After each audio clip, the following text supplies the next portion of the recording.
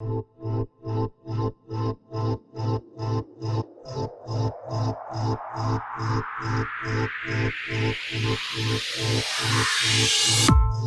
to Non-Beta Alpha. I'm Ryan Morfin. On today's episode, we have Professor Steve Elner talking to us about Venezuela and how it's the front lines of great power politics today. This is Non-Beta Alpha. I guess I didn't know.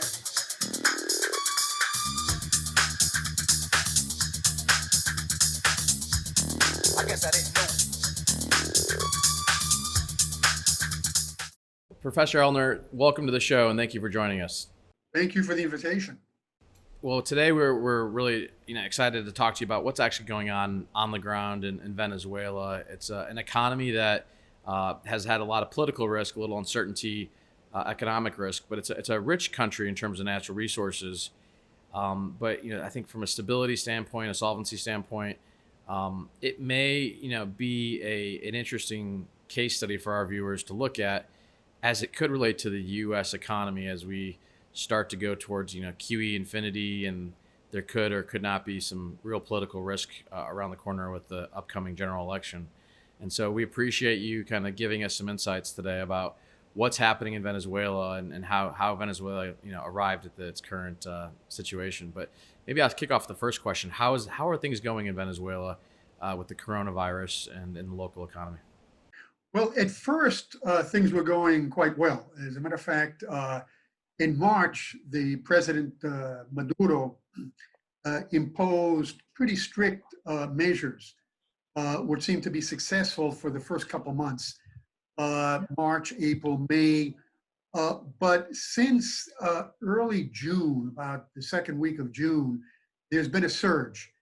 At the same time, Maduro announced what he calls 7-7, which is 7 days of lockdown and 7 days of relaxing the restrictions, but on a state-by-state basis, so that you had, I think, 12 states that continue to have lockdowns, states on the border of Colombia, for instance, Zulia, which is an oil-producing state on the border of Colombia. So they did not abide by the 7-7 measure, but other states did. So people were able to get out of the house wearing masks, but the restrictions were loosened. But as a result, or perhaps as a result of an influx of Venezuelans coming into the country, there's been a surge. And the vice president of Venezuela, Delcy Rodriguez, announced on Friday that there were 330 cases that day or the day before. And she also announced, and they do this on a daily basis, the number of those cases that are what she called imported, which means people coming into the country, mainly from Colombia, but also some from Brazil. The government claims that there are illegal trails into the country and accuses the Colombian government. The relations between Colombia and Venezuela are quite poor. So these accusations go back and forth. But the Venezuelan government claims that the Colombian government isn't doing anything to hinder this movement. So you have people coming into Venezuela from Colombia, and she claims, or the statistics are that 103 of those 330 odd cases, involve people returning to Venezuela. The other statistic that was announced this week was 10,854 cases throughout this period, and of those, a little over 100 deaths.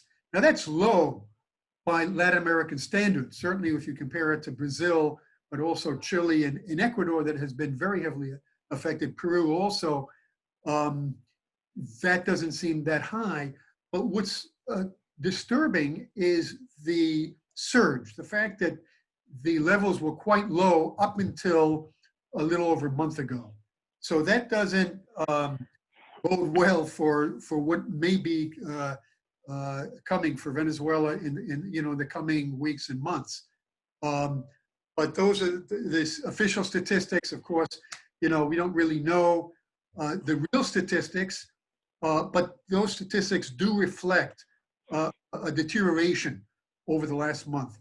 Venezuela is getting some support from its allies, Russia and China.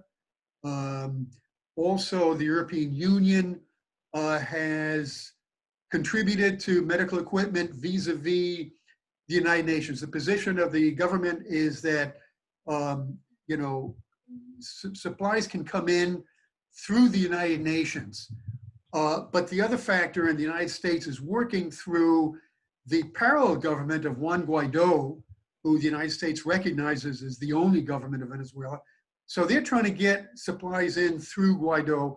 Guaido mentioned about a month ago that supplies would be coming into Venezuela, but it's kind of hard to imagine or visualize how that will happen because he doesn't control any territory in Venezuela.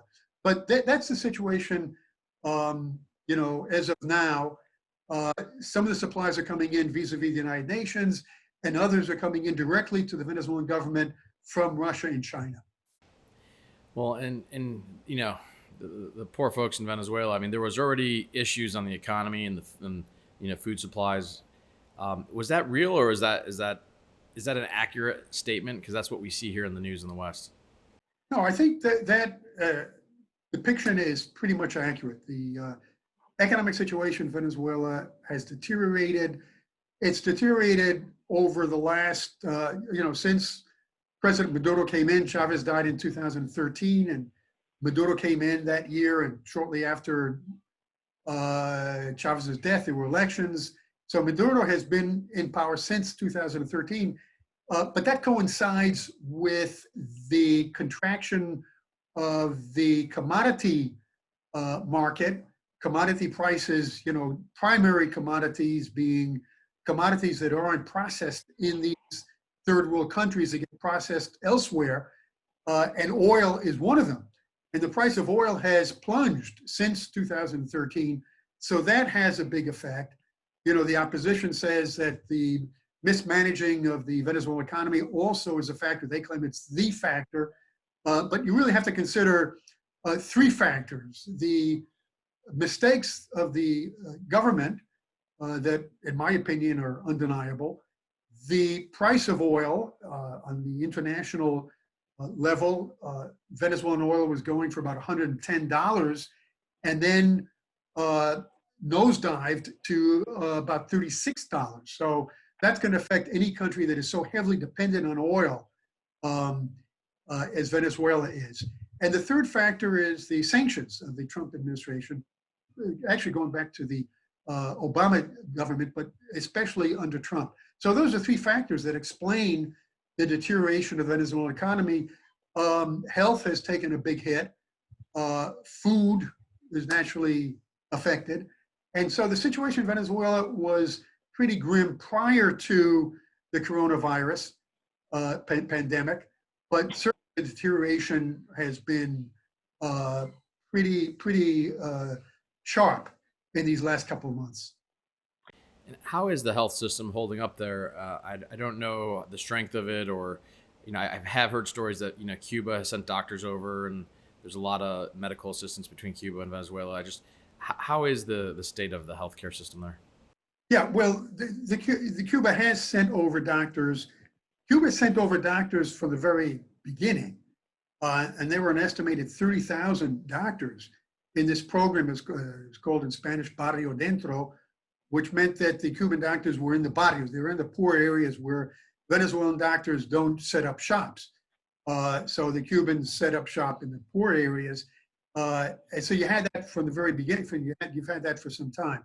But doctors have been sent to Venezuela, just like they've been sent to other countries throughout the world. So that is a factor. But the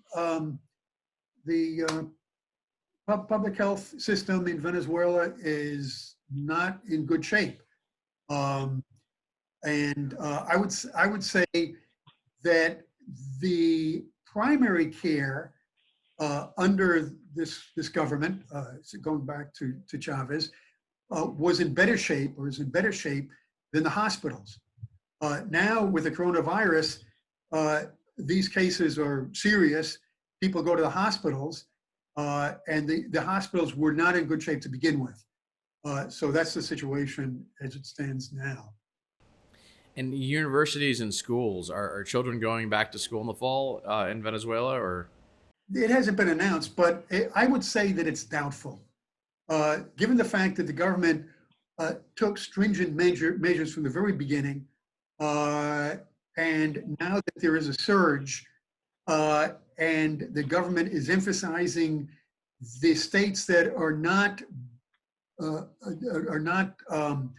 they're not applying this 7-in-7 system. So there's a permanent lockdown in about half of the states of Venezuela. So I would predict that the schools will not reopen in September. Yeah, I think it's probably going to happen here, even though they're kicking the can down the road and they don't want to announce it. But I think that's what people are preparing for. So you mentioned the oil economy, and I believe Venezuela produces a lot of heavy crude, and it's typically refined up in the States. But China's come in substantially over the last several years and has started to make bilateral loans and such. What is the state of play with the sanctions from the U.S. and then how has China helped buoy the government and the economy? Well, the sanctions have been very effective because they've been not only sanctions against Venezuela exporting oil to the United States and exporting oil to other countries throughout the world, but they also apply to anybody that's involved in the transportation and insurance in any phase of the oil industry, with the exception of 4 service companies, Chevron and several others, and several service countries like Halliburton, that were given exemptions, but those exemptions are now being annulled, or not being renewed rather, so that a number of captains of ships, insurance companies, owners of shipping companies, they are being sanctioned, which means that their investments in the United States, any money that they have in the United States, will get frozen. And oil companies as well, even Rosneft, which is the big Russian oil company that was handling the oil, and they were doing it sort of discreetly in the sense that they were telling the United States, we're not receiving any money for this oil. We're just receiving money that Venezuela owes us. And they were also transporting the oil to India. India had become a big recipient of Venezuelan oil to the tune of 300 barrels a day.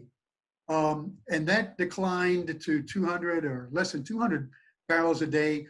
But that oil, India was not importing the oil directly, but it was getting shipped by Rosneft to Russia and then shipped to India.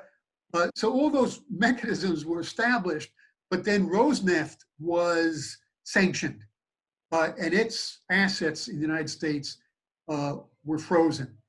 And Rosneft is partly owned by the Russian government, but also 2 big oil companies have stocks, have partial ownership of Rosneft. So they were affected, and they decided to pull out directly from the oil business, from oil transactions with Venezuela. So it's affected Venezuela in a big way, so much so that they reached a point in which the storage capacity of Venezuela was exhausted. They couldn't export the oil, and even though production has reached very low levels for a number of reasons, they couldn't store the oil because they couldn't export it because of all these mechanisms that were in place. Yeah, I read somewhere that Venezuela only has 1 active well right now. You think that's an accurate statement? Have they started to cap wells and close down production because there's no exit for it? Wow. Well, that takes a lot of the the asset production or economic productivity of the government's oil company. Is it PDVSA, right?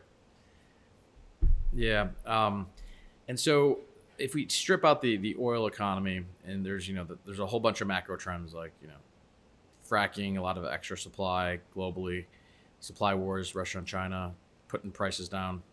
Um, how has the other portions of the economy, how since Maduro took over, how have they continued to evolve over the last, call it, 7 years, and what has been the overhang, I guess, of the oil industry's demise, if you will, in Venezuela, and how's it played out through the rest of the sectors? Well, you know, the Venezuela, there's a contraction which has affected all the industries in Venezuela. Venezuela is heavily dependent on the oil. It always has been. It's actually characteristic of oil exporting countries in the third world.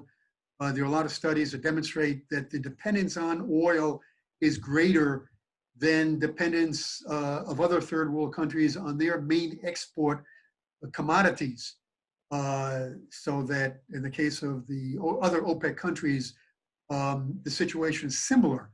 So that when you have oil production decrease as sharply as it has in Venezuela, even before, even before the sanctions, even before Trump sanctions, and then you had U.S. companies pulling out of Venezuela.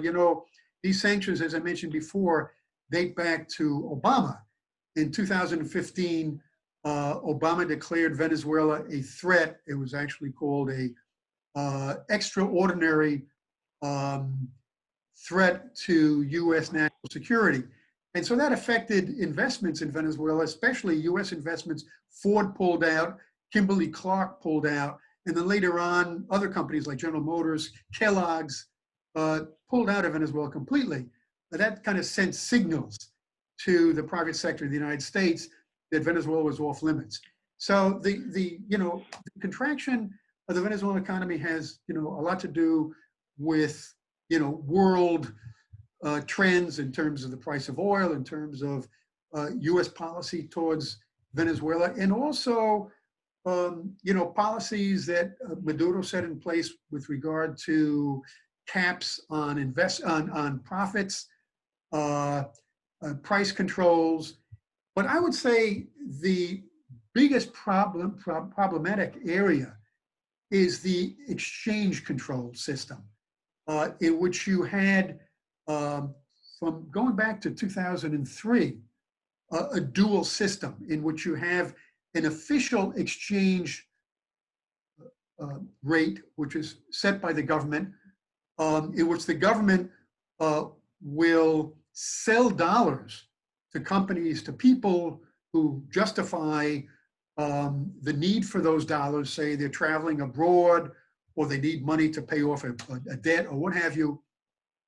So the government sells those dollars to Venezuelans, to the private sector in Venezuela, at an artificially low level. But then people who can get those dollars have to go to the open market. You might want to call it a black market, because up until recently it wasn't legal, but it was tolerated, it was accepted. So I'd say the best word is really the open market rather than the black market. But in any case, you had this dual system. And when Chavez went off to Cuba for the last time, this was late 2012, and the situation in Venezuela was kind of confusing because there was somewhat of a power vacuum. Maduro was acting president or was in charge of Venezuela, but nobody knew what was going to happen. Nobody really knew what was going to happen to Chavez. And so in the context of this political instability and uncertainty, the open market price of the dollar skyrocketed. And in a matter of months, the price, the official price was 4.3 bolivares, that's a local currency, to the dollar. The open market rate was between 8 and 9 bolivares. And in those months, it skyrocketed to 18, 20, 30, 40, and it hasn't stopped ever since then. It's been going up on a daily basis. So that that, in my mind, that inability to get the exchange rate under control, to maintain some kind of rational disparity between the official rate of the dollar and the non-official rate of the dollar, that has really had a big effect, big a negative effect on the Venezuelan economy. So, to get back to your question, no, the entire Venezuelan economy has been affected. It's not just the oil industry, but it's the entire economy that has been affected. And so it's this hyperinflation on the currency. I mean, do people store any value still in that currency, or are you seeing more barter economy type of transactions start to increase?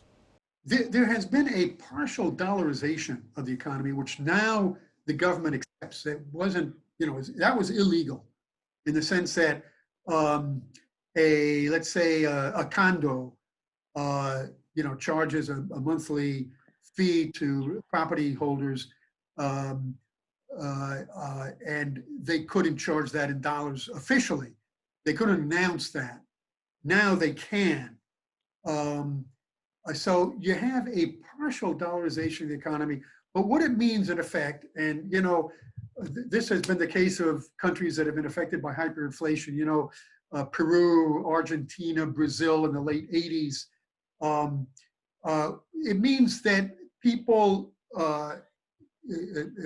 get their salary on a fortnightly basis, and they go out and they buy everything they can, everything they're going to need for those 2 weeks.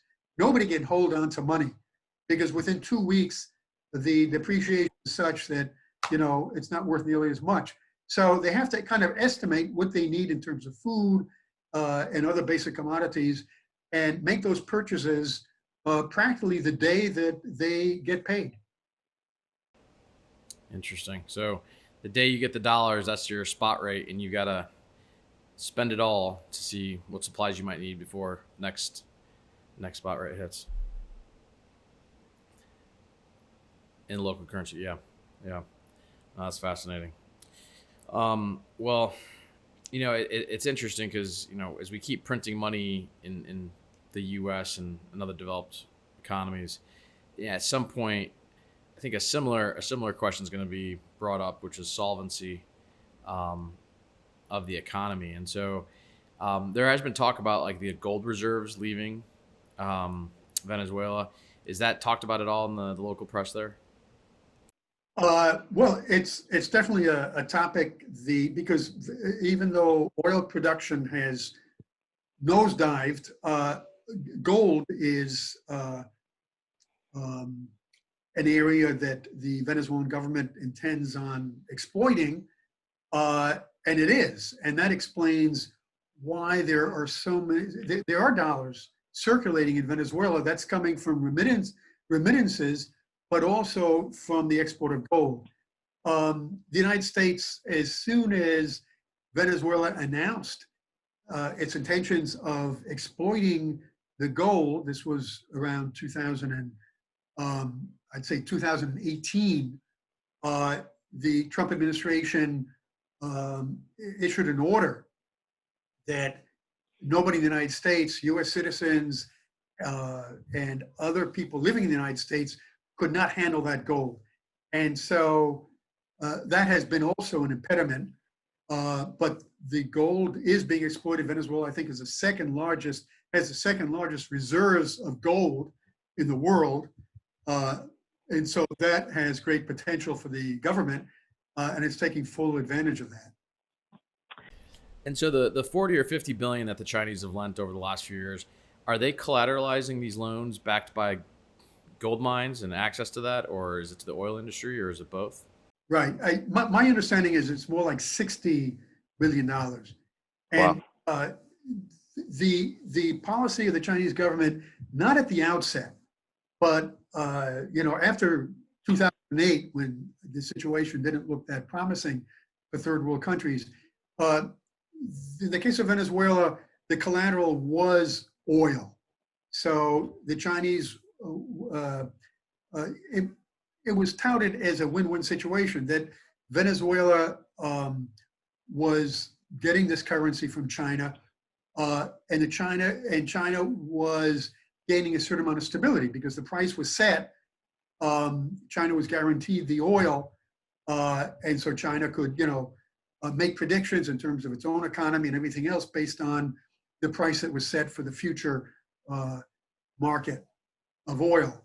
But as a result, the Venezuelan government is committed to supplying China with this oil, and it puts Venezuela in a difficult situation given the crisis situation that's currently in. Well, going back to the economy and the stock market. So the stock market's taken some pretty wild rides in Venezuela. Maybe you can talk a little bit about the where we are today and where we've come in the last 7 years. Sure. Let me just give you a little background. The Caracas stock exchange was founded in 1947, and it had a heyday in the early 1990s as a result of the liberal reforms of the second government of Carlos Andrés Perez. Perez was president. He was a pretty nationalistic, leftist-leaning president in the 1970s, but he came back in 1988. He became president in 89 and implemented very liberal reforms in terms of privatization and deregulation. And the stock market did quite well in the early years, but then by the early to mid 1990s, a lot of these companies migrated to US stock exchanges. And when Chavez comes in 98, 99, the stock market, the Caracas Stock Exchange, lost a lot of business.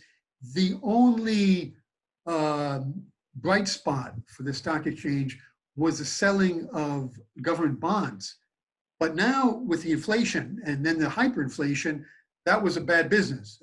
Buying bonds in the local currency, doesn't make any sense at all. So currently there are only 24 companies, Venezuelan companies that are active. There are altogether about 60 companies, 50 or 60 companies on the stock exchange, but 24 that are active in some ways, but not that active really to begin with.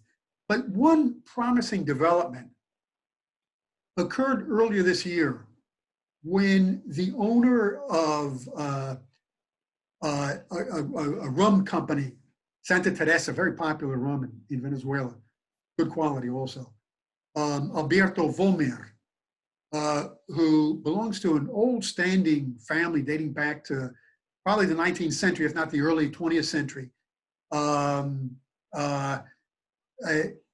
He issued stock in large quantities that were traded on the stock exchange. And at the same time, he announced something that I think is pretty interesting. It didn't get any publicity that I've seen, but was pretty interesting. I think that it's worth examining in some detail. And that is, he says that there is a possibility that Venezuela will import the Chinese model of the early 1980s.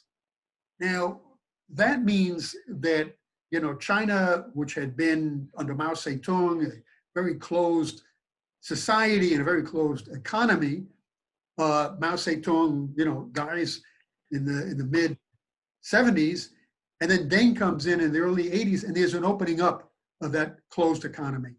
And I think that's very significant that Volmer says this. Firstly, because he's not a politician, he's not political at all, but he's not an opposition person. He's non-political, simply non-political.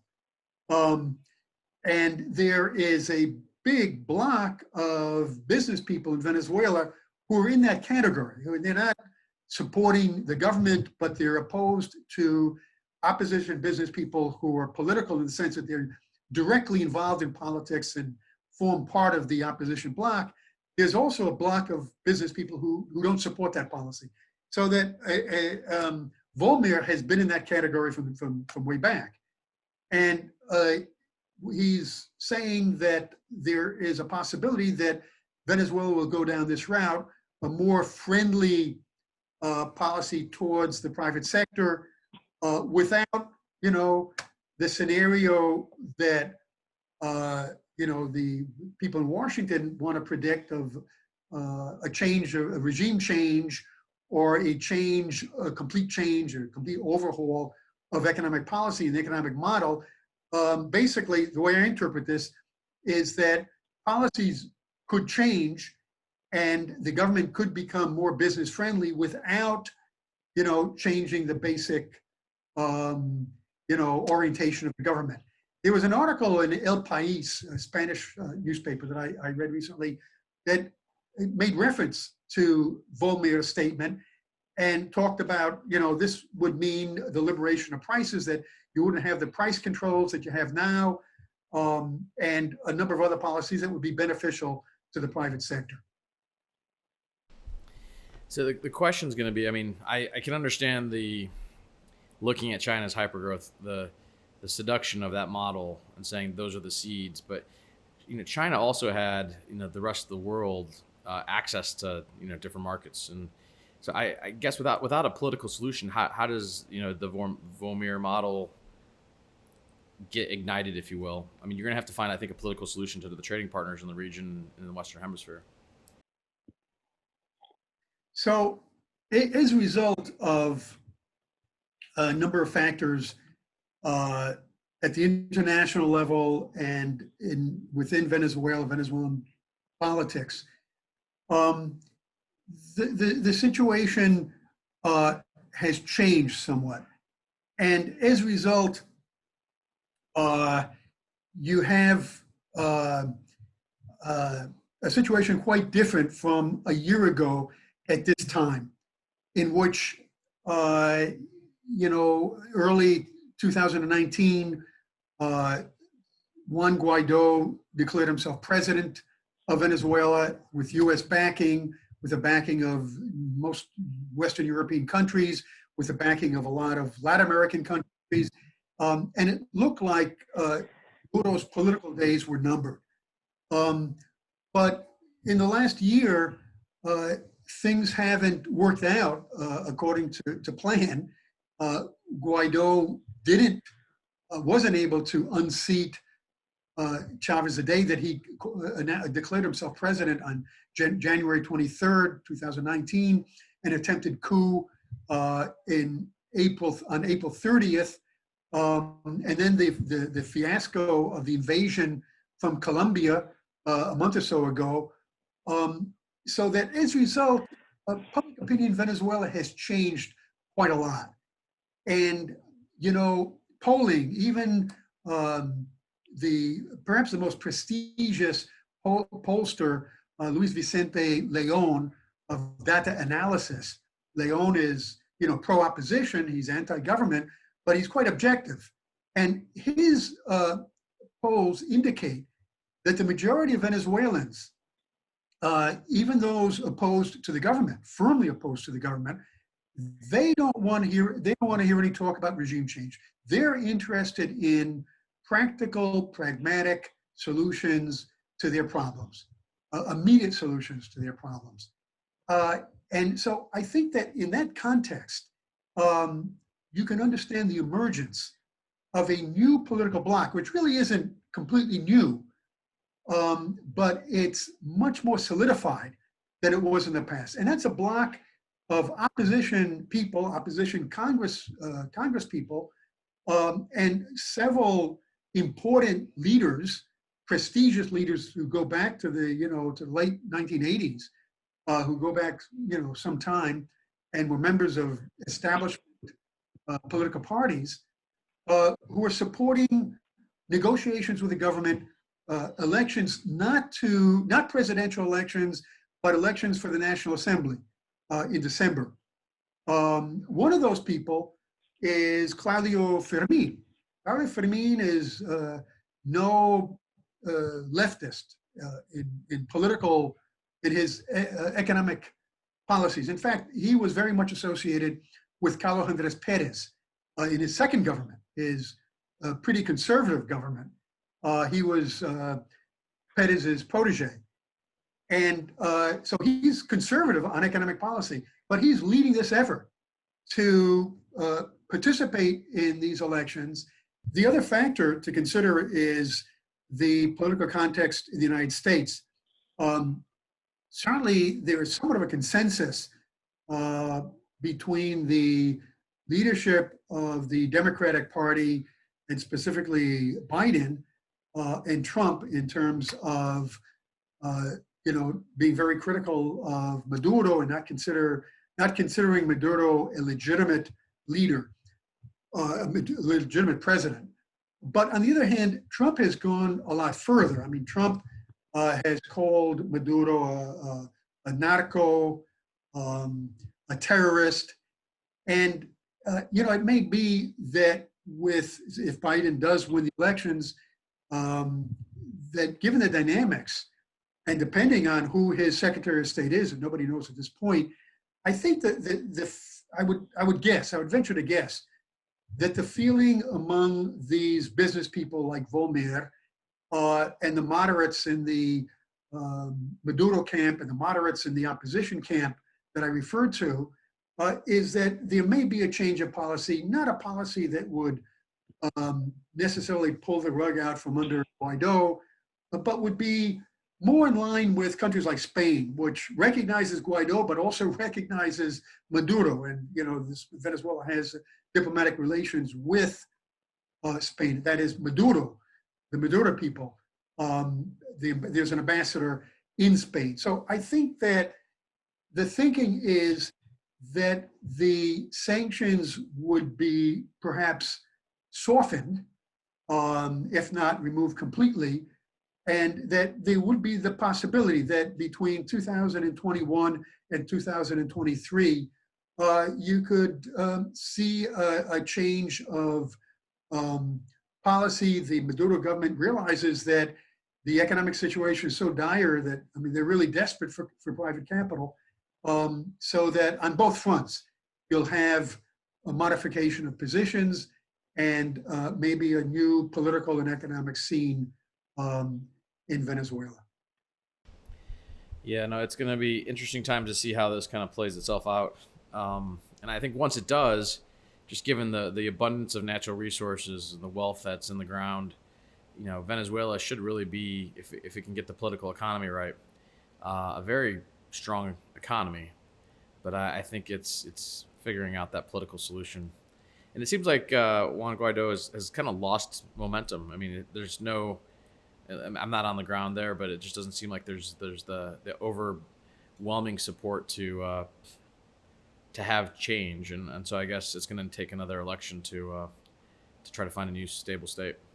Yeah, and as I mentioned before, the opposition is very much divided, but not only divided between this moderate bloc that I mentioned before that favors participation. They favored participation in the presidential elections of 2018, which Maduro won, but has been questioned by the United States and its allies. But those people were saying that those elections were valid and that Maduro, won the elections, even though there were some infractions in terms of violation of certain norms, but there wasn't electoral fraud. So you have a divide there between the hardline opposition, the moderate opposition, but even in the camp of the hardline opposition, you have an even more, let's use the term radical. I don't like using that term because it's interpreted in so many different ways, but let's say the more radical fringe of the opposition, which is headed by Maria Corina Machado, who's was a candidate for president, or she aspired to be president back in 2012. She attacks Guaido very strongly. I mean, she calls Guaido a sellout practically. So, I mean, when you get defeated so many times and when you raise such great expectations, a lot of people who support you drop out and become disillusioned. And that's what's happened to Guaido. I think maybe a mistake that he made was creating all these expectations, making it seem as if, Maduro was going to be ousted in a matter of days. And that was the message that was definitely conveyed not only by Guaido, but the opposition in protests, street protests, referred to in Venezuela as the guarimba, the term, I don't know where it comes from, but street protests that lasted 4 months. They were bloody protests in 2014 and 2017. And in both cases, the opposition leaders were saying, Maduro's going to be overthrown in a matter of days or weeks. And it didn't happen. So I think that as a result of a repetition of this excessive confidence on the part of the opposition people who want to overthrow Maduro by any means possible, I think as a result, you have a big block of people, Venezuelans, who don't like Maduro at all, but feel kind of misled, if not deceived, by the leaders of the opposition. Or maybe they just don't trust the opposition either to find a palatable, reasonable, like you said, immediate resolution for their needs. In some ways, Venezuela is really a front lines of maybe it's a proxy war between great powers, but it seems to be economic warfare playing out, and maybe you can talk a little bit about kind of some of the tools that you've seen employed, whether it's through the sanctions or the government trying to wrestle back control of its trading relationships.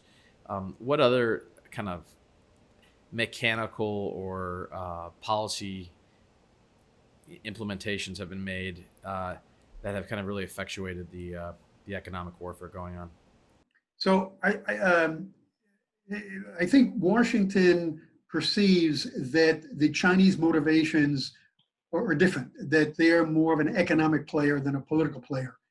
And so Washington, as well as Guaido and his people, have attempted to convince the Chinese that two things. One, that the Maduro government is a bad investment, that the Chinese will not get their return on the investments. As I mentioned before, Venezuela owes China approximately $60 billion, a lot of that in oil. And so that's one of the arguments. And the other argument is that if Guaido comes to power, if the opposition comes to power in Venezuela, that those commitments on the part of the Venezuelan government will be honored. If China, pulls back from the Maduro government, if China withdraws support from Maduro, that Guaido will honor those commitments. So up until now, those arguments haven't worked in the case of China. China has indicated officially that China supports Venezuela. It's not as vocal as Russia is. The Russian foreign minister attacks the United States for the sanctions against Venezuela. China is a little bit more laid back, but nevertheless has indicated support for Maduro. But I think that may change under a new administration. If the confrontation between China and the United States softens just a little bit, I think China will look at Venezuela in more pragmatic terms and will make a decision not on the basis of geopolitical factors, but on the basis of economic ones. That is interesting. I mean, it is in very much the front lines of a lot of different interesting current events. Well, sir, I'd love to have you back on the show in the future as this continues to play out. I'm sure there's going to be a lot of activity. It's not one of those countries that's going to be boring for any stretch of the imagination. So we appreciate you coming on and would love to have you back in the future. Thank you for watching Non-Beta Alpha. And before we go, please remember to like and subscribe on Apple Podcasts and our YouTube channel. This is Non-Beta Alpha. And now you know.